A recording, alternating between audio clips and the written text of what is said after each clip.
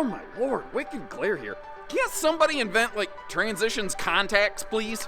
Hey everybody, Josh the RV Nerd, welcoming you back from what I hope was a safe and happy holiday season. I'm actually celebrating officially 1 year being on the Bish's RV team here, which is kind of exciting considering there are people who would have put money down in Vegas saying that I wasn't going to last 6 months. But neither here nor there. We're going to take a look at the camping ghosts of past, present, and future. We're going to see how this last season ended up, how it's affecting us right now, and how that's going to shape the season moving forward. And I really appreciate the person at Chevy Traverse not running me over. That was very kind of them.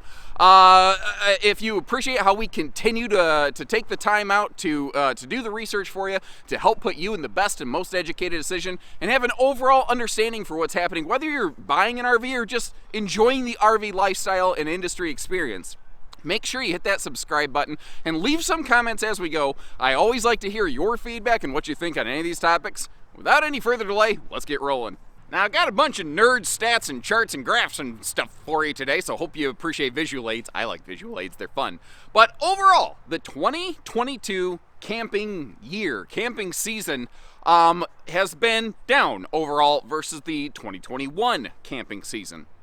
It's down about 17% as compared to the 2021 year, which means that we're ending the year basically right about on that 500,000 shipments mark, which is insane to think about. 500,000 RVs were built and shipped this last year. That's crazy.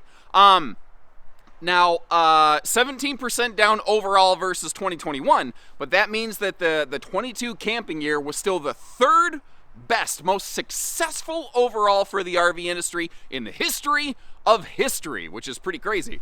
Currently, though, shipments right now are about half of what they were this time last year. That kind of makes sense to me, though, because, again, using the charts and the visual references here, if you trace the trend of this industry over the past year, coming out of 2021, which is like the biggest, bestest year for RV sales ever. Everything was booming. Manufacturers were screaming like a freight train, producing their brains out. And there came a point where I gotta tell you, I gotta look myself in the mirror on this. Through these industry updates, a couple times I've said how manufacturers overproduced. I don't know that that's fair. Manufacturers built what dealers ordered, for the most part.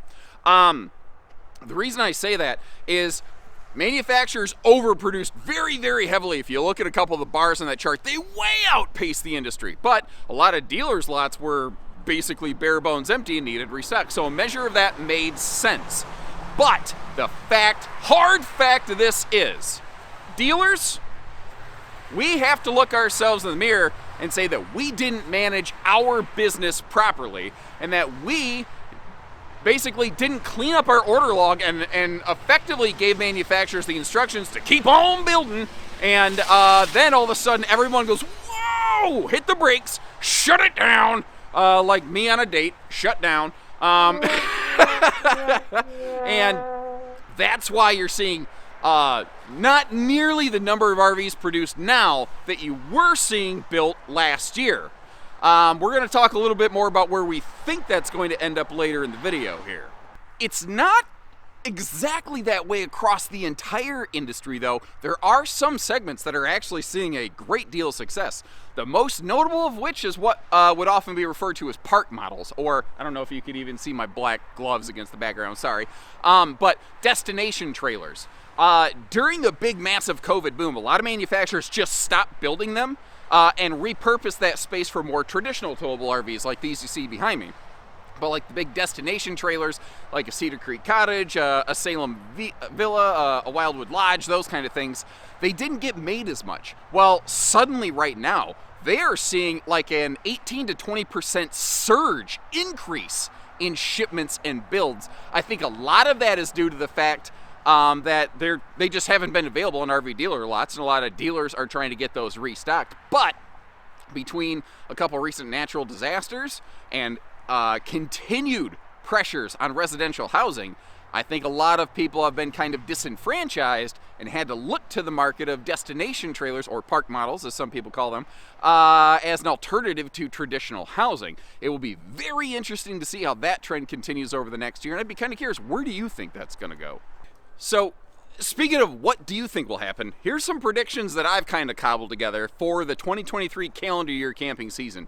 Kicking the year off, you're going to see the RV show season just come back in full force. Now, we definitely saw it return for pretty much regular activity this past year, but you are going to see, like, no RV shows I think are going to be canceled, and I think you actually might see some dealers host maybe additional lot promos or on-site shows, things like that, where they say, instead of going to the football stadium to look at some campers or wherever it happens to be held, come right here to our store and we've got a special sale and show going on. I think you're going to see a lot of that open house style show this year, and especially during the first quarter of the year, you are going to see those very heavily dominated by some 2022 remaining in-stock RVs at some pretty hefty discounts, because dealers normally this time of year like to have most of their inventory from last year cycled out and recycled into new things, but a lot of dealerships have a big slug of those 22s still in stock because, again, they got overbuilt and not every dealership was properly managing their inventory, and they had too many of those already on hand when the 23s came out. What that means is that basically, much to RV dealerships' chagrins, you're going to see some good discounts available again. Those big, heavy percentage discounts off MSRP that people go looking for. I think those opportunities are going to be back. In some cases, they already are, depending on what it is. I talked about this in the past. I call them brands of COVID convenience. The brands that dealers stocked because they had nothing else, and they made a temporary partnership with brands X, Y, or Z. Well, they're going to want to get rid of those things so they can get their alpha target brands, the big brands, back in stock.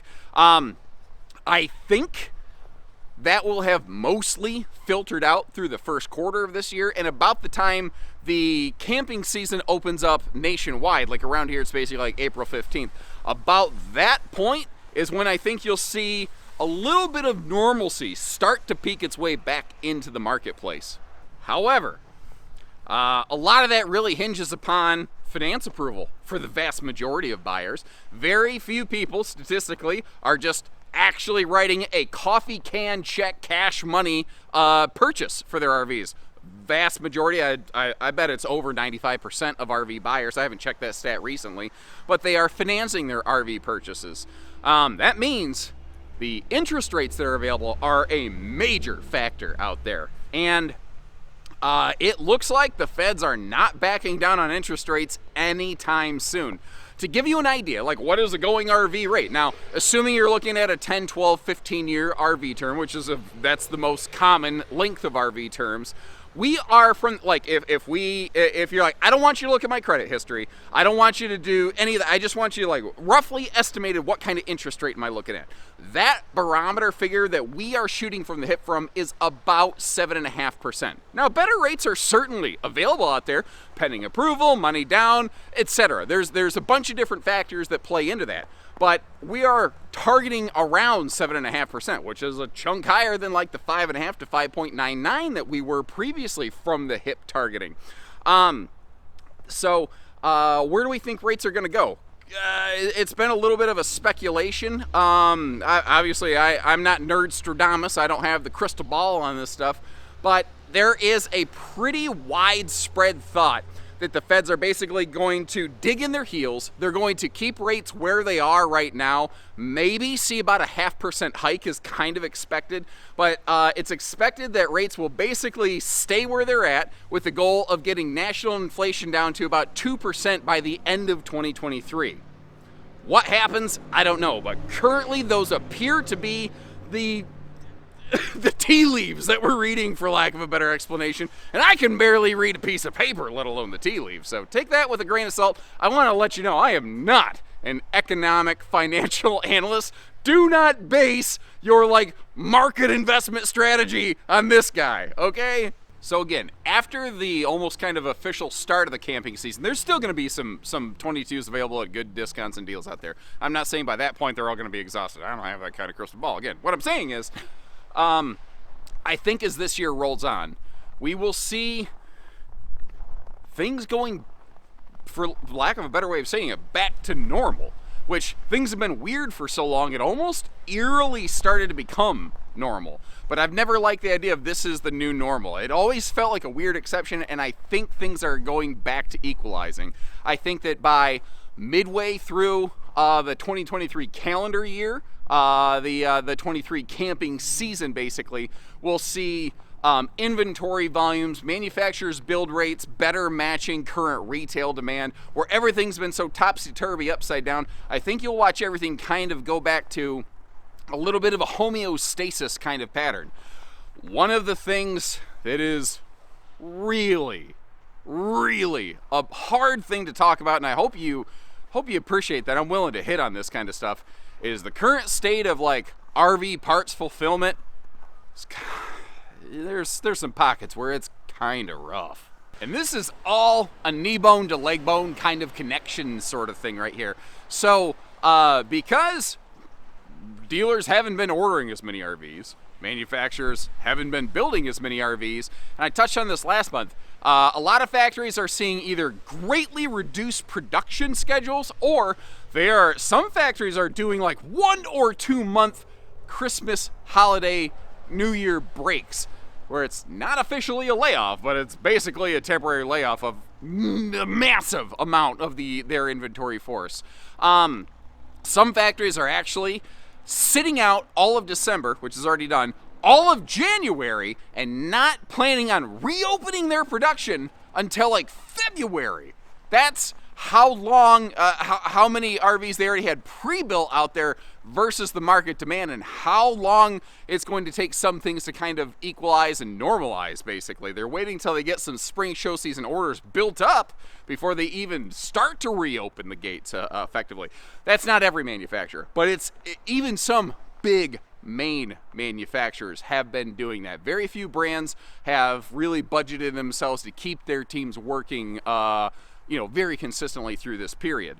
However, I was talking about parts. It took me a minute and a half to build up the backstory here, but if manufacturers aren't building, they don't need parts suppliers building water heaters or whatever the case may be. So as a result, a lot of RV OEM component suppliers, furnaces, water heaters, whatever the case may be, they have had to accordingly take similar time off.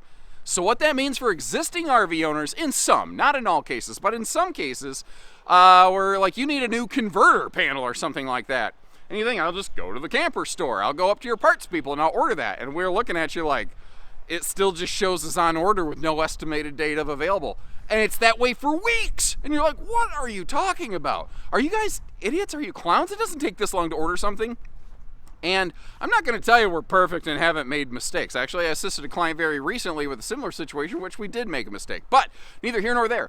What I'm getting is, there are some cases where there are some parts that are critical, important parts that are just not being built right now. So there are some unfortunate extended crippling times for existing RV owners out there that, again, will, I hope, very quickly heal themselves as we get back to a little more normal production process, and things don't take months, but back to days or maybe weeks in some cases to get some things fulfilled for you. That's my hope. I'll continue to try to keep an eye on that in future updates. Have you been affected by anything like this? Do you know someone who's had an extended downtime from anything like this? Leave me a comment. Let me know. I'm kind of curious to know how theoretical versus practical what I'm seeing and what I'm thinking and predicting here actually is. So that's kind of what I'm seeing and feeling a little bit, because some of this is just years of experience kind of talking. Even though we're kind of in uncharted territory, experience does kind of help. What are we seeing in the used RV market instead of the new market? Well, over the past several months, the values of used RVs have been trending down. That makes sense to me. I have long said, and I will die on this hill, the value of used RVs is completely proportionally related to the new RV market. And with new RV sales slowing down, new RV prices creep down, used RVs get pressured down as well. What we're seeing here is last month used towables.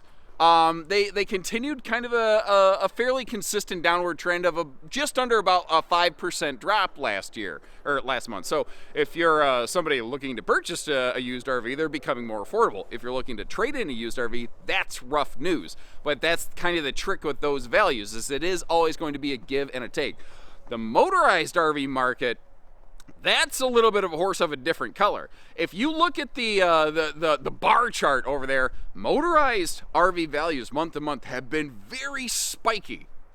But if you kind of squint a little bit, and if you look at the general trend, they have been trending downward in a similarly consistent fashion, a little more aggressively than towable RVs, but they also held their value a little bit longer, so maybe they're just playing a little bit of catch-up. You know, that's just kind of theory or supposition right there.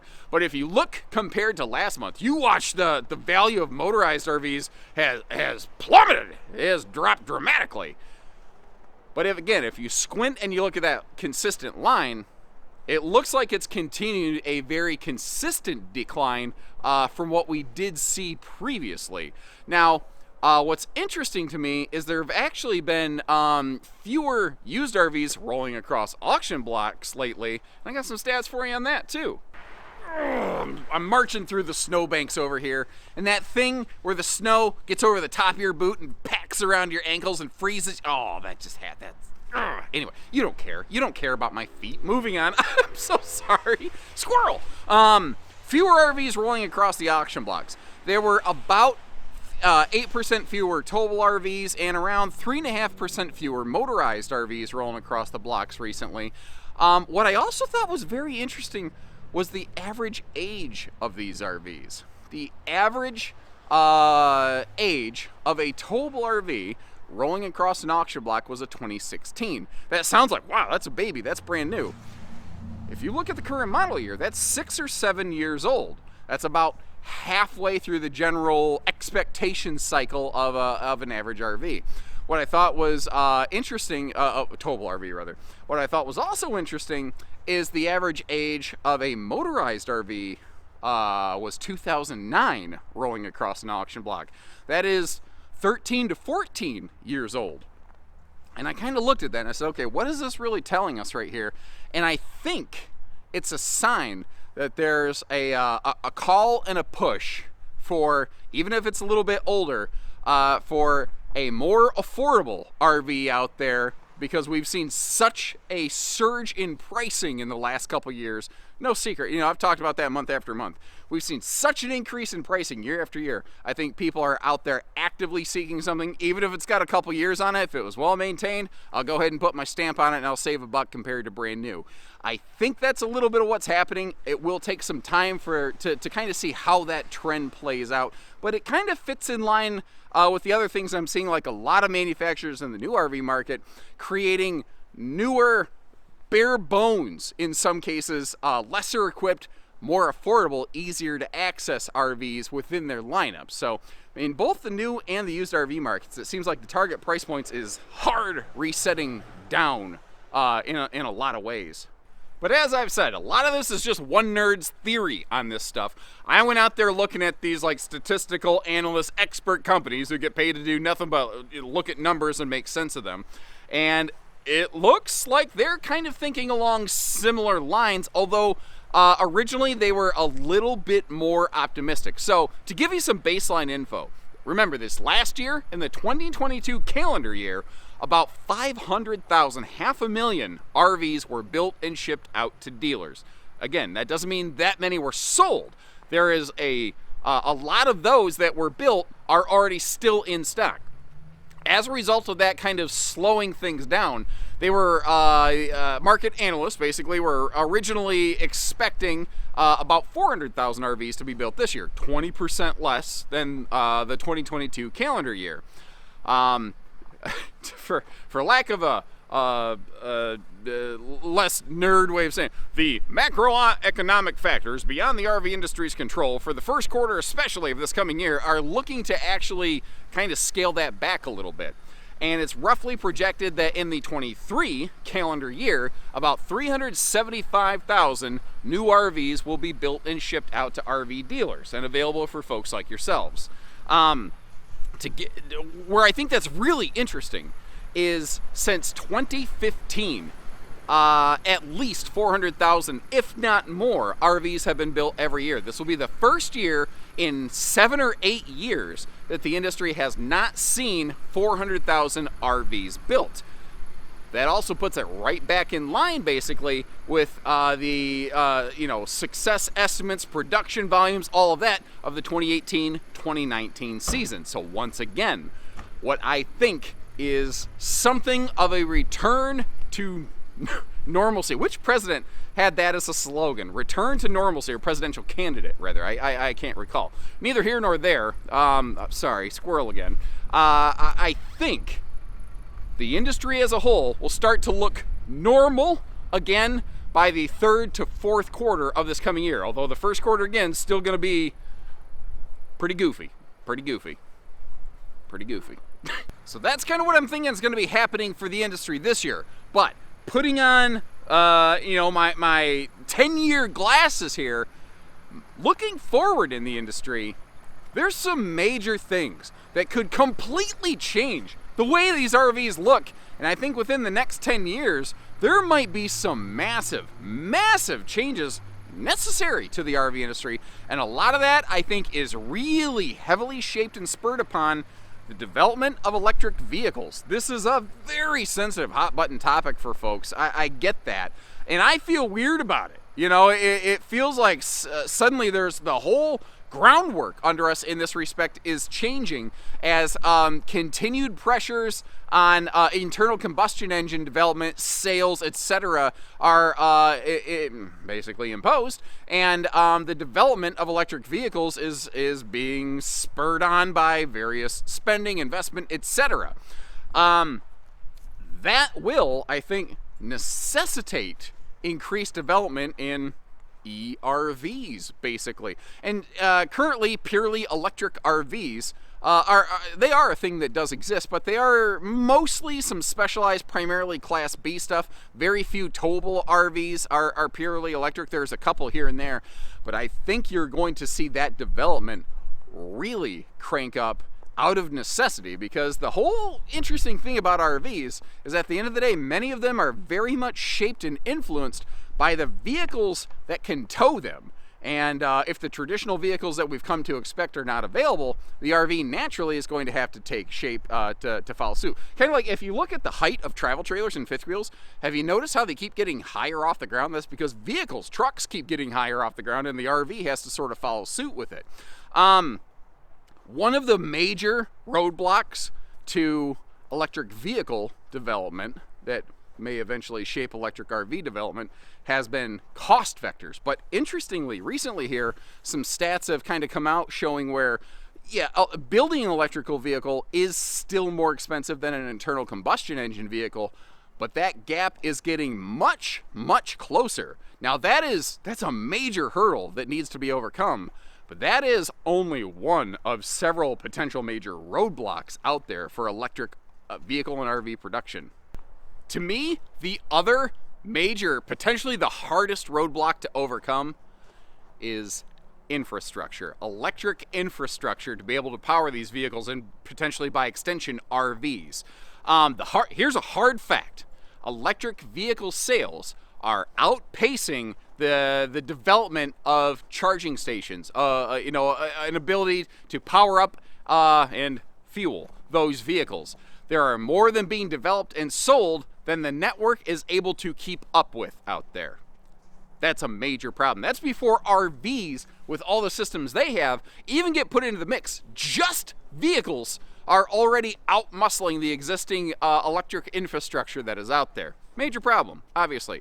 Now, it's not one that's going unnoticed. There's already been the first wave of like $5 billion government spending, basically designed with the idea of just building a lot of charge stations around the nation. However, RVIA, the governing body basically of the RV industry, they have already been very vocal about how this, that doesn't necessarily address the needs of the RVer and the RV lifestyle. And the general layout, basically, of even these charging stations isn't friendly to RV use. Like, if there's pull-through charging stations, if you have a trailer behind you, typically one person with a trailer is going to occupy the space of at least 2 of these charging stations. That's a problem, Now you already have not enough infrastructure, and you're eating it up more quickly, just the physical space of it. So, there's a lot of different angles and aspects of this that really are only just now starting to be explored. But let's say, theoretically, magically, we did actually have enough plug-in spaces to handle all the electric vehicles, and let's assume that magically RV production followed along with it, and we have enough spaces to also plug in and power RVs to a reasonable, usable, functional degree. How are we going to power all this stuff? Well, maybe a glimpse of the future here. Just because my little mind can't imagine it doesn't mean it's not possible. Looking toward the more visionary people who help make the impossible a reality. A company called, I'm going to get this name wrong, I'm sure, Jawa, something like that. I'm sorry. Apologies, I don't know how your name is pronounced. They basically make interior accessories, and they created digital renderings of what converting a Tesla purely electric semi-truck into something of basically like a Class A RV might look like. And obviously this is, all purely theoretical at this point. But isn't that how everything begins? Everything. Our national power grid was once no way that would ever happen. And now look what we have, our roadway system, all that. It all starts with an idea somewhere. And this is a very, very interesting idea. Imagine, for just a second, allow yourself to slip into the world of sci-fi for a moment, and imagine you get in and you say, motorhome, navigate to Yogi Bear RV Resort, or something like that. And it drives while you sit there. Now, I certainly, those old, the old joke of where someone's driving the RV, hold on, and then they go back and use the bathroom, then they come back up and the RV was swerving all over the road the whole time. I don't want somebody on autonomous autopilot mode getting up and making themselves a sandwich and getting away from the cockpit area of the RV, obviously. But theoretically, could that happen? There are some crazy things that we may not actually be that far off of, but at the same time, we also, we may be decades away from anything like that. It may never happen. I don't know.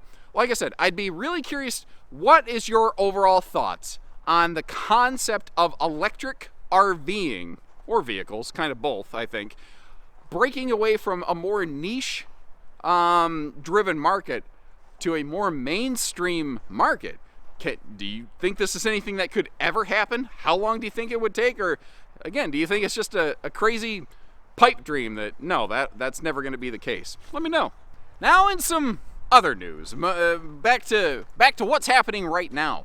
New RV company, Brinkley RV. You may have seen our initial sneak preview footage of their new series of fifth wheels called the Model Z recently.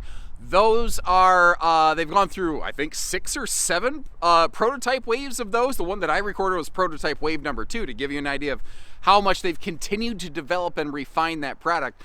Should be making its official debut, I believe, at the Tampa RV show. So, we are seeing new manufacturers actually start to get RVs out of the theory phase and actually getting ready for shipping out to dealerships near you. Technically, some of those early prototypes are still sold to RV dealers and are available to you customers, so there are technically a few of those out on the grounds right now, but the actual production models will very soon become available. However, I recently got some additional insights that they are working on their next creation. I've been asked not to share too much of this so far, but I'd be kind of curious. Would you folks like me to try to scoot down there to Brinkley to kick the door in to get you some early sneak peek footage on whatever that new project might be? Let me know. I also think it's really exciting that we are seeing manufacturers come out with new and different and revised or fresh ideas for different segments, which I think is almost what we need to help spur things on. That actually reminds me of the 2011 phase in the RV industry. For a long, long time, if you look at like 2010 and previous, RVs really looked the same for a long, long time. And I would argue that very similar things have happened in the industry recently. There's been a lot of static homogenization out there. Well, when the 2011 phase started happening, things started opening up, and some companies got really fresh and aggressive. I give Heartland a lot of credit for that back then. I think Heartland RV was one of the main driving innovative forces in the entire RV industry back then. Look what they did to fifth wheels. A lot of fifth wheels used to have rear recliners. Heartland is the reason a rear sofa and side theater seat straight across from the entertainment center became the popular mainstream. Heartland is the reason an enclosed docking center on a fifth wheel is just standard now. They were one of the very few doing that at the time. So it's kind of cool, kind of exciting for me to see maybe another surge of new exciting things coming into the industry. Something else I found exciting recently here, a manufacturer who stepped up and did the right thing by their employees. And that manufacturer was Alliance RV. I didn't report on this previously because in the court of public opinion, it's like everybody jumps to the conclusion that everybody's guilty and everything was done with the worst intentions possible. I'll admit, I'm very prone to that myself. But I wanted to watch this develop, and what I saw happen very quickly made me feel good for a change. And what happened here basically is there were some accusations and allegations that Alliance was not paying their labor force properly for like mandatory overtime basically. Well, Alliance jumped in on this, and they did some looking, and they found out, yes, they had some clerical errors in their system that resulted in people not being paid properly. And that sucks, for sure. But what I like about this is the fact that before the Department of Labor had to get involved, before these big massive, class action lawsuits had to get levied against them or anything like that, their do what's right warranty process to their RV owners, they demonstrated how that extended to the people that work for them. And they demonstrated that they mean what they say when our people are truly our greatest resource. They had already been in the process of identifying, fixing this, and basically issuing back pay to services already rendered to affected labor staff out there. By the Department of Labor did catch wind of this and started knocking on their door, and Alliance went, yep, come on in. Here's what we found. Here's what they're doing. And the Department of Labor went, oh, you're already on it. And I love this because it seems like so often in our society, just as a whole, when something goes wrong, it's all like, cover it up, hide it up, deny, deny, deny. And for a manufacturer to step up, and within a month's time, basically, step up, research, acknowledge, and do what's right and squash this thing, that to me, that's the kind of people that I want to work with. That's the kind of people that give me confidence as a dealer, as a consumer, as just a member of our society. It gives me the good feels. So good on you, Alliance. Keep it up. And just as quickly as I built you up, Buttercup, I'm gonna let you down and mess you around. Because first of all, what's happening here is a lot of cities have really begun to crack down on the practice of like RV parking on city streets, especially for extended times. Now, this is something that has been happening to a degree nationally. I'm trying to spin slowly so I don't make you motion sick, by the way, but I want to get out of that snowdrift. But this has been most prevalent out in the western states, where this effectively nomadic RV homeless kind of lifestyle has been gaining more people, basically. I don't want to say popularity, because I don't know that everyone's necessarily doing it by choice. I think that, again, there's a lot of housing pressures. There's a lot of disenfranchised people that have had to turn to an RV and just find a place to park it overnight to keep themselves from sleeping on the streets, for lack of a better explanation. But as a result, there are some cities where their streets are just lined up with trailers being parked some places. Now, how different cities are kind of addressing this certainly varies by local ordinance. Like, there's been some ordinances designed around saying, well, you can't park trailers in city parking spaces. There have been some that have guidelines like just kind of decency and decorum things, like only one lawn chair out per person in the RV, which as a solution that seems very reasonable to me. That doesn't seem like a ridiculous ask. I also don't know the full details of all these things. My favorite is what I'm going to say: no Cousin Eddie style black tank dumping. Basically, no emptying your chemical toilet into the city sewer, because we all saw what happened when it was Uncle Gus throws his match over his shoulder with his mismatched wig. By the way, that man, National Lampoon's Vacation. When I was a kid, I thought Christmas Story was the best Christmas movie, and it's still up there for me for sure.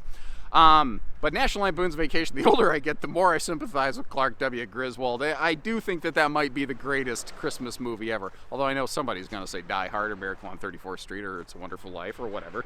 Regardless, there have been other things like no 24-hour parking, or only allowing 24-hour parking, then you have to go and move and find a new space. Or there's been a lot of different solutions presented out there. So this urban boondocking lifestyle that has really kind of bloomed recently here is suddenly very quickly in danger, in jeopardy of being borderline outlawed. Whether it should or should not have ever existed, that's obviously a topic for debate, but that's kind of what's happening right now. And a lot of people are going to say, well, why don't they just adopt a more traditional boondocking kind of lifestyle? Already, there have been some limitations put on traditional boondocking out there, and with increased pressures on things like, again, internal combustion engine developments, etc., affecting not just vehicles but also generators, already putting stress on traditional boondocking, and with potentially now some people are urban boondocking by choice, but there are again some people who have been disenfranchised, unable to secure traditional housing methods, that now have additional pressures maybe put upon them that now force additional pressures on the traditional boondocking market, and then the engine restrictions on top of that. And that's where I was saying earlier in the video, it's like the kind of RVing and camping that we've taken for granted for like 40-50 years, suddenly very quickly I could see being threatened overall, because there's most definitely not enough park facilities to handle everybody. Not everybody wants to camp in a park. I certainly respect people who want to get away from people. I get it. I do. I'm a park camper myself, but no, I get it and I respect that. So I guess I want to ask you again, what do you foresee as the future of urban and traditional boondocking?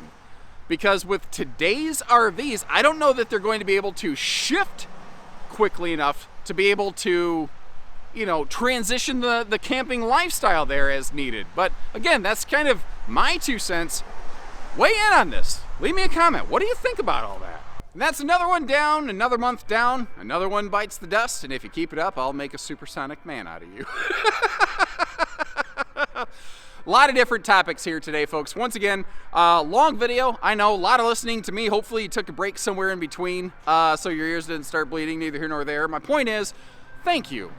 Thank you for continuing to tune in. I will continue to do my best. As long as you folks want this info, I'll continue to dive in to let you know kind of what's happening, the various pricing trends, and just the various industry and lifestyle trends that I can find out there. And again, if you appreciate how we share this stuff, even when it isn't always beneficial to us as a dealership group, hit that subscribe button, like our video, and at the very least, drop me a little note. If you have nothing else to say, just say thanks, nerd. Or shut up, nerd. Whatever you feel is appropriate, And if there's something else I haven't hit on, if there's a topic you'd like me to dive into, if you've heard a rumor about something you'd like me to include next month, leave me a note on that and I'll see what I can sniff out too. Because once again, you folks continue to drive this channel. So as always, thank you very much. Take care, stay safe, have fun, and happy camping, everyone.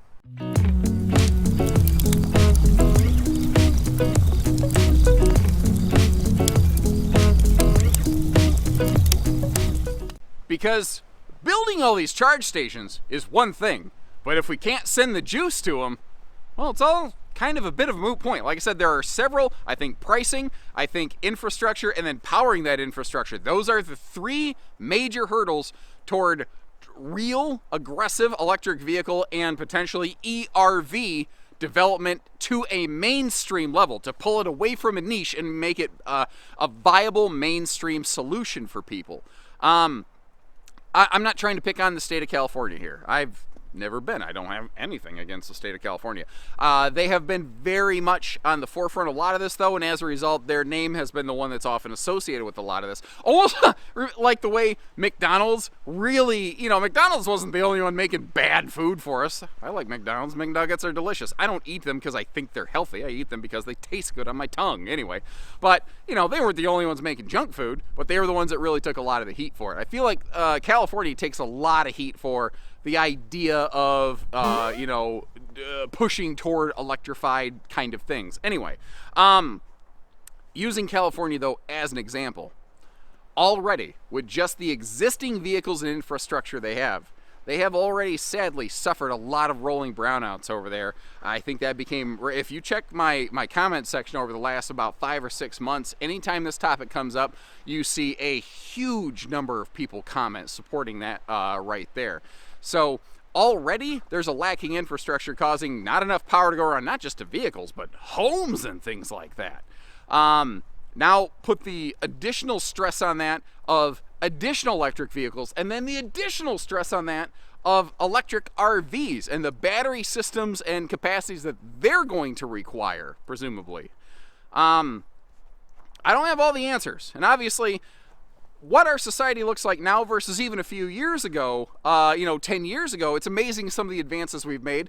It's, there's people who have far, far bigger minds and imaginations and capabilities than my little mind. So just because I can't imagine it doesn't mean it's not possible, but suffice to say, without massive power grid improvements, a mainstream electric vehicle, and by extension, electric RVs, well, let me ask you.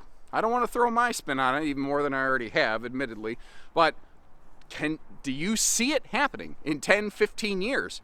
Or does it feel like a pipe dream to you? And if you're somebody who works in a field like this or you have extra insights, please drop that stuff in the comment section, because truly, I think I learned far more from you folks at home than any of you could have ever hoped to learn from me. You folks are truly the greatest resource, and it's like steel sharpening steel every day. Thank you very much. Please continue to share those comments on this or any of these topics that we've hit so far.